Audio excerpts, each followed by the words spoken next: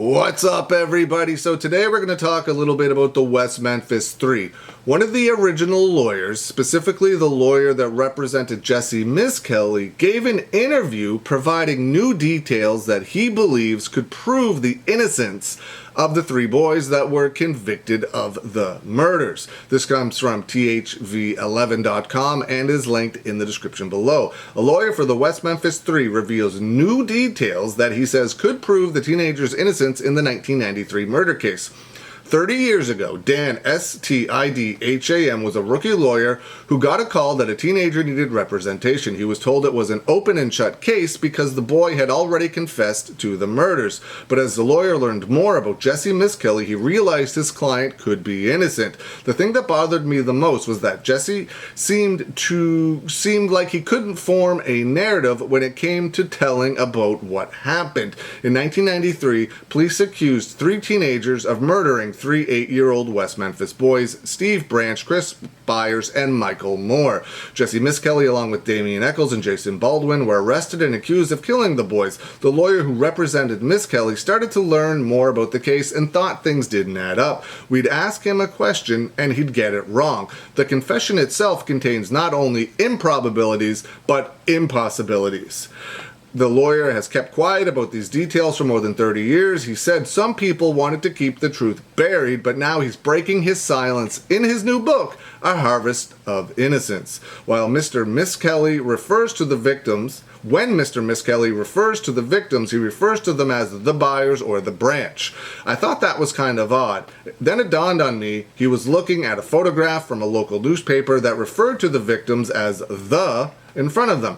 He was just parroting that back.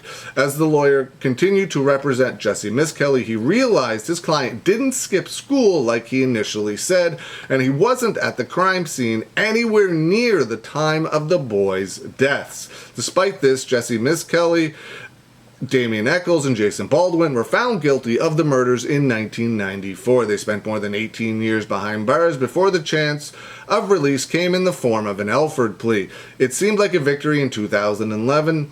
I got to keep my promise to my client that I would get him out of prison. Now looking back, the lawyer said he disagrees with the Alfred plea. It allowed Jesse Misskelley, Damian Eccles, and Jason Baldwin to maintain their innocence while pleading guilty, which he said is an oxymoron. Now this is a sentence that I could not agree more with, or a statement I could not agree more with. Do you really think the state of Arkansas would have let somebody walk off death row and two people in prison serving life sentences if they thought they had killed three 8-year-old kids? There's absolutely no way that the state of Arkansas would have let them out of prison if they thought they could continue to prove their guilt. They absolutely know they are innocent.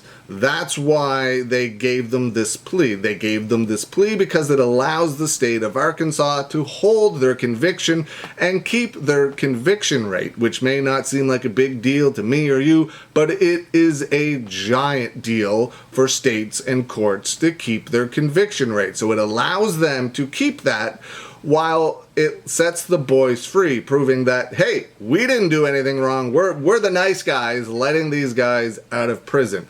But if they knew they could keep them there, and they knew that there was no way that they would be able to prove their innocence, they would have let them out. They just thought, in my opinion, allegedly, that once these three boys got out of prison, they would just let everything go because they would be grateful to be out of prison. But that's not the case. Damian Eccles is fighting for new DNA testing right now, which was recently granted. So it's going to be very interesting to see what comes back on from that DNA testing. The lawyer continues to work on the case and believes he has found a different suspect in the murders of the boys, a truck driver who is possibly a serial killer. There was a 10-acre truck stop right next to where the bodies were discovered, and that was the last place where the kids were seen riding their bicycles. You can back up your 18-wheeler almost to the crime scene itself. The lawyer, who is now a district judge in Arkansas, He said the case sticks with him and ultimately changed how he runs his courtroom. He doesn't allow Alfred pleas. The West Memphis Three case is still playing out in the courts more than 30 years after the murders. Most recently, the Arkansas Supreme Court ruled evidence could be retested with new technology to see if there's DNA of the killer on ligatures used to kill the boys. They're using somewhat new DNA testing technology. I believe it's called MVAC testing. So I definitely want to check out this guy's book, see what other information is in it. I'm very interested to see what comes back on this from this DNA testing that Damien Echols is attempting to get done. But what do you think? Do you think that this now judge, former lawyer's theory could be accurate? Do you think he's doing it just to maybe sell some books? Or do you think he's actually hitting on something? That's always a possibility in any case, where somebody comes out 25, 30 years later being like, I got new evidence. It's always the possibility that they're just doing it to get interviews, to sell books. But it's also possible that he wants to finally tell the truth. Maybe there was something preventing him from telling the truth of all these years, after all these years. Maybe he was scared. Maybe he thought something was going to happen to him if he came out earlier. Who knows? But what do you think? What do you think of the situation?